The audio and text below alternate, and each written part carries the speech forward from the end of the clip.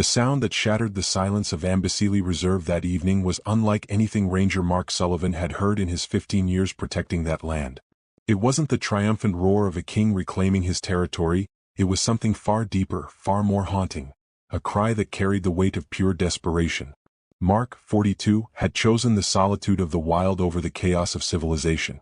Some said he was running from something. Others believed he was searching for something. The truth, as always, lay somewhere in between. He stepped out of his vehicle, boots sinking into the red earth, rifle and medical kit in hand. He followed the sound through a maze of acacia bushes. Thorns tore at his clothes as the labored breathing grew louder.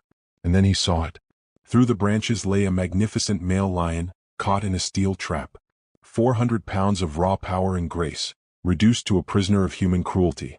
The trap had crushed his hind leg, and the dried blood on the soil told of days of struggle. His tongue was dry, his eyes half closed, flies buzzing over his wounds. Protocol was clear. Call the veterinary team, wait for tranquilizers, follow procedure. But that meant time, and time was the one thing this lion didn't have. Mark gripped his radio but didn't use it. He remembered his younger brother Daniel, who had died 15 years earlier in a hiking accident while Mark, following protocol, waited for a rescue that never came. That wait had destroyed him. Since then, he had sworn never to stand by helplessly again. He put the radio away. He had made his choice. He moved slowly, hands visible, speaking softly. Every instinct screamed for him to stop. Even dying, a lion could kill a man in seconds. But Mark kept walking step by step, his eyes locked with the animals. Something passed between them. Not understanding, lions don't understand human intentions, but something ancient, primal. A recognition, perhaps, of one wounded soul seeing another. He knelt beside the trap. The metal was hot from the sun, slick with blood. The lion's breathing was fast and shallow, the stench of infection filled the air. Time seemed to stop. Mark's hands worked relentlessly, fingers bleeding, but he didn't stop. And then, with a metallic snap, the trap released. He lifted the lion's leg free and slowly stepped back. Now came the moment of truth, flee or fight. The lion struggled to rise, trembling, his golden eyes never leaving Mark's. The silence was total. Even the birds had gone quiet. And then, the lion did something that shattered everything Mark thought he knew about the wild. He moved closer, limping but with no hint of aggression. Mark's heartbeat thundered in his chest. The lion stopped right in front of him, so close their breaths mingled in the cooling air.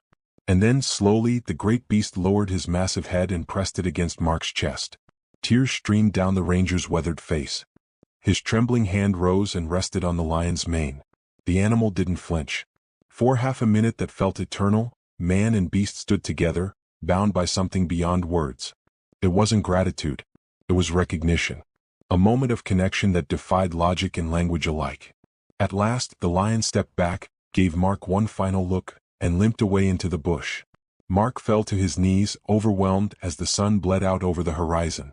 Hours later, he returned to the ranger station. He said nothing about what had happened. He filed a report about an illegal trap, marked the coordinates, and that was all. The rest he kept to himself.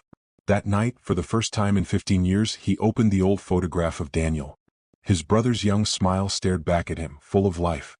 And for the first time, Mark understood. He hadn't come to Africa to escape his guilt. He had come seeking redemption. He could never bring Daniel back, but he could honor him. Every animal he protected, every poacher he stopped, every life he saved was his way of saying to his brother, "I didn't give up." 3 weeks later, a scout reported seeing a male lion with a scarred hind leg leading a pride near the eastern border. He was strong, alive. Mark never saw him again, but he carried that moment with him every single day, the weight of that head against his chest, the warmth of that breath, the look in those amber eyes that said what words never could. Sometimes salvation doesn't come from saving others. Sometimes, it comes in the moment another living soul looks at you and recognizes your worth despite your wounds. The lion had been trapped by steel.